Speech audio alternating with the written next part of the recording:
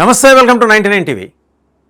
Lockdown టైంలో lockup death మనకు గుర్తుంటే కనుక తమిళనాడులోని సాతంకులం కస్టోడియల్ డెత్ అంటారు.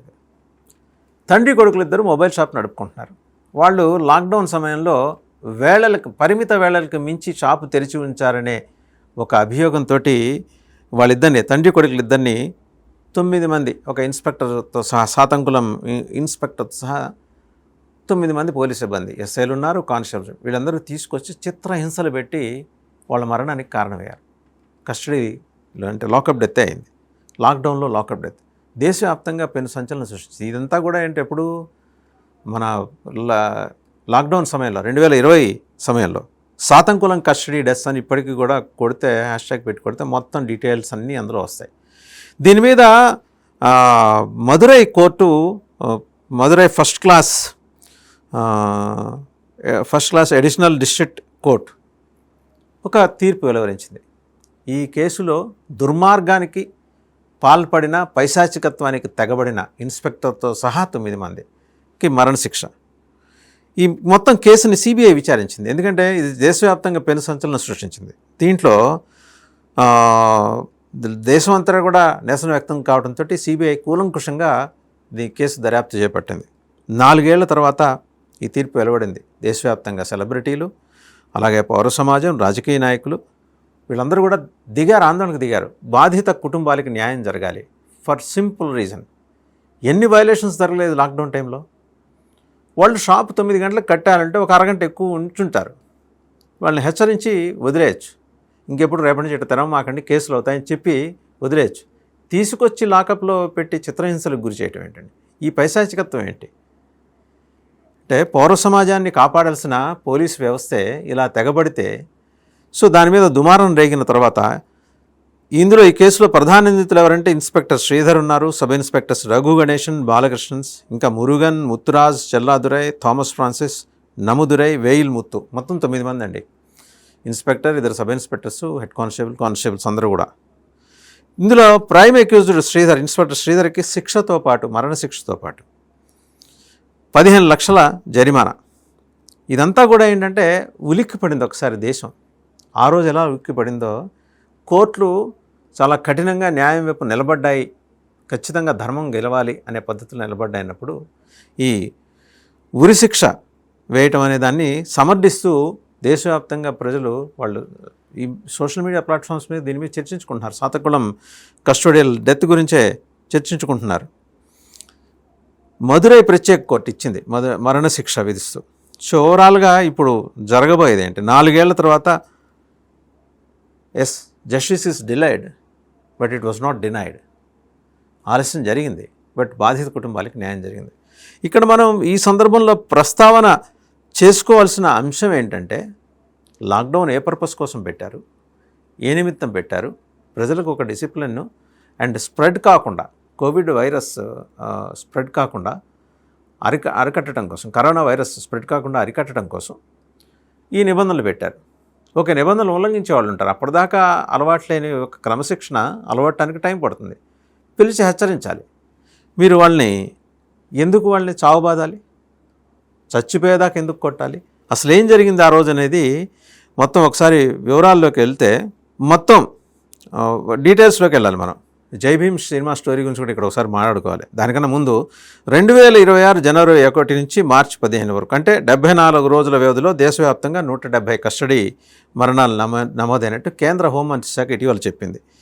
ఇదంతా కూడా ఇప్పుడు పార్లమెంట్ సమావేశాల్లోనే. వీటిలో బీహార్ ఫస్ట్ ప్లేస్లో ఉంటే, దక్షిణాదిలో మాత్రం తమిళనాడు 7 మరణాలతో మొదటి స్థానంలో ఉందిట. ఇది తూత్తుకుడి జిల్లా సాతంకులం, ఒక చిన్న టౌన్ అండి. ఇప్పుడు మనం దేని గురించి అయితే మాట్లాడుకుంటున్నాం, 2020 జూన్లో కోవిడ్ లాక్డౌన్ ఆంక్షలు అమల్లో ఉన్న రోజుల్లో వీధులన్నీ నిర్మానుష్యంగా ఉంటే, అక్కడ 31 ఇయర్స్ ఒక జే బెనిక్స్ అనే ఆయన చిన్న మొబైల్ షాప్ నడుపుకుంటున్నాడు. ఆయన తండ్రి 58 ఏళ్ల జయరాజ్. వీళ్ళిద్దరూ రాత్రి 8 గంటల సమయంలో లాక్డౌన్ నిబంధనలు ఉల్లంఘించి షాపు తెరిచారనేది పోలీసులు వీళ్ళ మీద పెట్టిన అభియోగం. తండ్రిని ఆ నెపంతో తండ్రిని తీసుకెళ్తే కొడుకు వెళ్ళాడు, ఎందుకు తీసుకెళ్లారండి అని. అలా వెళ్తే వాళ్ళని కూడా చావు దెబ్బలు కొట్టారట, కొడుకును కూడా. సరే, ఆ తర్వాత ఎఫ్ఐఆర్లో వాళ్ళు ఏం రాశారు, వాళ్ళు నేలపై దొర్లి గాయపడ్డారని రాశారట. ఏమైనా రాసుకోగలరు, ఏముంది వాళ్ళు తలుచుకుంటే. పోలీసులు దాచిన అసలు నిజం భయంకరంగా ఉందన్నమాట. పోలీస్ స్టేషన్ బయట బెనిక్స్ ఫ్రెండ్స్ వెయిట్ చేస్తున్నారు. ఆ తండ్రి ఆయన జయరాజ్ కొడుకు బెనిక్స్ ఫ్రెండ్స్ బయట వెయిట్ చేస్తుంటే వాళ్ళకి లోపల నుంచి అరుపులు వినిపించాయట. తండ్రి కొడుకుల బట్టలు ఇప్పేసి లైంగికంగా హింసించారట. అంటే ఎక్స్ట్రీమిటీ ఆఫ్ క్రూయల్టీ, ఇది పైశాచికత్వానికి పరాకాష్ట. వాళ్ళ ప్రైవేట్ పార్ట్స్ మీద దారుణంగా కొట్టారు. బాధితుల పోస్ట్మార్టం మెడికల్ రిపోర్ట్లో వారి ప్రైవేట్ భాగాల మీద తీవ్రమైన గాయాలు ఉన్నట్టు కూడా తేలింది. ఇదంతా క్లియర్గా వచ్చింది డీటెయిల్ దర్యాప్తులో. లాఠీలతో ఇతర వస్తువులతో ప్రైవేట్ పార్ట్స్ మీద దాడి చేశారని సిఐడి విచారణలో పోలీసులు వారిని పెట్టిన చిత్రహింసల గురించి చదివితేనే గుండె జల్లుమంటుంది, ఒళ్ళు జలధరిస్తుందని జడ్జిమెంట్లో కోర్టు చెప్పుకొచ్చింది. కోర్టు ఎంత సీరియస్ అబ్జర్వేషన్ చూడండి. గంటల తరబడి లాఠీలతో ఘోరంగా కొట్టడం, తండ్రి కొడుకుల రక్తం పోలీసుల యూనిఫామ్పై పడి వారు పదే పదే బట్టలు మార్చుకోవాల్సి వచ్చింది అంటే అర్థం చేసుకోవచ్చు అక్కడ ఎంత హింస పెట్టారనేది. స్టేషన్లోని బల్లలు లాఠీలపై పూర్తిగా రక్తం మరకలు ఉన్నాయంట. ఒక మహిళా కానిస్టేబుల్ ఆవిడ షీ హాస్ కన్ఫెస్డ్ ఇదంతా జరిగిందని. ఈ కస్టడీలోనే జూన్ 19న వాళ్ళని అరెస్ట్ చేసి జూన్ 20న మేజిస్ట్రేట్ ముందు హాజరుపరిచారు. పోలీసులు తండ్రి కొడుకులకు ఎలాంటి మెడికల్ చెకప్ చేయకుండా రిమాండ్కి పంపించారు. వాళ్ళని 100 కిలోమీటర్ల దూరంలో ఉన్న కోవిల్పట్టి సబ్ జైలుకి పంపించారట. జూన్ 22 రాత్రి బెనిక్స్, ఆ మరుసటి రోజు ఉదయం అంటే ముందర కొడుకు చనిపోతే మరుసటి రోజు ఉదయం తండ్రి జయరాజ్ ఆసుపత్రిలో చికిత్స పొందుతూ మరణించారు. అప్పటికే వారి శరీరాలు పోలీసుల రాక్షసత్వానికి ఛిద్రమైపోయాయి. జాతీయ స్థాయిలో మీడియా చాలా తీవ్రంగా ఈ అంశాన్ని ప్రస్ఫుటంగా మీడియా కథనాలు వచ్చాయి ఈ అంశం మీద. తర్వాత న్యాయ పోరాటాలు కరెక్ట్గా యావత్ దేశానికి కుదిపేసిన తర్వాత అమెరికాలోని జార్జ్ ఫ్లాయిడ్ ఒక క్లాసిక్ ఎగ్జాంపుల్. ఆ మరణంతో దీన్ని పోల్చారు. సోషల్ మీడియాలో justice for Jayaraj and Phoenix అనే పేరుతోటి హ్యాష్ట్యాగ్ తోటి మొత్తం చాన్నాళ్ళు నడిచింది, ఈ ఆందోళన నడిచింది. మద్రాస్ హైకోర్టు స్వయంగా ఈ కేసును విచారణకు స్వీకరించి సిబిఐ దర్యాప్తునికి ఆదేశించింది. సుదీర్ఘ విచారణ తర్వాత మదురై జిల్లా కోర్టు ఈ కేసులో రేరెస్ట్ ఆఫ్ ది రేర్ కేసెస్గా పరిగణిస్తూ తీర్పిచ్చింది. Inspector Sridhar, sub inspectors Balakrishna, Raghu గణేష్తో పాటు మొత్తం ఆరుగురిని అత్యంత క్రూరంగా ప్రవర్తించేందుకు 9 మంది పోలీసులకు కోర్టు మరణశిక్ష విధించింది. కోర్టు వార్నింగ్ కూడా ఇచ్చింది ఈ సందర్భంగా. అధికారం చేతిలో ఉందని చట్టాన్ని చేతుల్లోకి తీసుకుంటే ఫలితం ఇలాగే ఉంటుంది.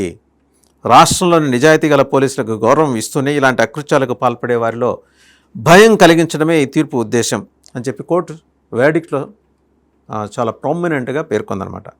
ఈ తీర్పుతో జయరాజ్ బెనిక్స్ కుటుంబానికి కొంత ఊరట లభించినా ఆ రాత్రి వారు అనుభవించిన నరకం మాత్రం భారత పోలీస్ వ్యవస్థలో ఒక మాయని మచ్చగా, పోలీస్ వ్యవస్థకే ఒక మాయని మచ్చగా మిగిలిపోతుంది. ఆ తండ్రి కొడుకులు చేసిన నేరం ఏంటంటే 8 గంటల పైబడి ఆ చిన్న మొబైల్ షాప్ వాళ్ళ జీవనాధారం అది. తండ్రిని తీసుకెళ్తుంటే కొడుకు సహజంగానే వెంబడపడ్డాడు, పోలీసులు వేడుకున్నాడు, అయ్యా ఎందుకు తీసుకెళ్తున్నారు మా నాన్నని, నువ్వు కూడా స్టేషన్కి రారా అని ఈడ్చుకుంటూ తీసుకెళ్లారట బెనిక్స్ని. ఈ విషయం తెలిసి అతని ఫ్రెండ్స్ పాపం పోలీస్ స్టేషన్ బయట కాపలా కాస్తే లోపల నుంచి అరుపులు, ప్రైవేట్ పార్ట్స్ మీద లాఠీలతో కొట్టడం ఏంటి, వీళ్ళ రక్తం చింది పోలీసులు కాకి దుస్తులకి రక్తం మరకలు అందటం ఏంటి, స్టేషన్లో ఉన్న బల్లలు కుర్చీల మీద కూడా ఇదంతా పట్టడం ఏంటి, అసలు ప్రైవేట్ పార్ట్స్ మీద కొట్టాల్సినంత నేరం వాళ్ళు ఏం చేశారు, వాళ్ళు ఏమన్నా దేశద్రోహుల, టెర్రరిస్టుల, వాళ్ళు చేసిన నేరం ఏంటి? వాళ్ళు ఒక పొరపాటు చేశారు. ఏది? నియమాలు ఉల్లంఘించారు. నియమాలు ఉల్లంఘించినప్పుడు మొదటి హెచ్చరికగా పిలిచి బాబు రేపటి నుంచి మీరు ఇట్లా చేయమాకండి అని చెప్పి పంపించవచ్చు. అంత క్రూయల్టీ ఎందుకు వస్తుంది? ఎందుకు అంత క్రూరత్వాన్ని ప్రదర్శించాల్సిన నెసిటీ ఎందుకు వచ్చింది వాళ్ళకి? ఇది అక్కడ ఒక్క చోట బయటపడింది, ఇంత దాకా వచ్చింది కాబట్టి. ఇలాంటివి ఎన్ని చోట్ల జరుగుతున్నాయి, ఎక్కడ జరుగుతున్నాయి? ప్రైవేట్ పార్ట్స్ మీద కొట్టడం అనేది ఒక ఫ్యాషన్ మాదిరి తయారైన కేసులు మనం చాలా రాష్ట్రాల్లో చూసాం. ప్రత్యేకించి దక్షిణాది రాష్ట్రాల్లో కొన్ని ప్రముఖ పోలీస్ స్టేషన్లో ఈ మధ్యకాలంలో ఇటువంటి సంఘటనలు. హోమ్ మినిస్ట్రీయే చెప్పింది పార్లమెంట్లో, ఒక దక్షిణాదిలో ఇలాంటి మరణాలు 7 చోటు చేసుకున్నాయని, లాకప్ మరణాలు. అవసరమా? సంస్కరణల పేరిట ముందుకెళ్తూ సాఫిస్టికేటెడ్ పోలీసింగ్ పేరుతోటి చేయాల్సిన కార్యక్రమాలు దర్యాప్తుని పద్ధతి ప్రకారం నిర్వహించుకుంటూ ముందుకెళ్తే ఎవరికి అలాంటి ఇబ్బంది ఉండేది కాదు. వాళ్ళని కొట్టకుండా నేరుగా తీసుకెళ్ళి ఒకే మన్నాడు కోర్టు ముందు మేజిస్ట్రేట్ ముందు ప్రవేశపెడితే మేజిస్ట్రేట్ చెప్పేవాళ్ళు 15 రోజులు 20 రోజులు రిమాండ్ ఇచ్చేవాళ్ళు. తర్వాత కేసులో వాళ్ళు మేజిస్ట్రేట్ ముందు చెప్పుకునేవాళ్ళు చనిపోయేంతటి నేరం ఏం చేశారు అండ్ చావగొట్టాల్సినంతటి క్రైమ్ పోలీసులకి వాళ్ళలో ఏం కనబడింది? ఇవైతే అనాన్సర్డ్ క్వశ్చన్స్ ఇప్పటికి కూడా.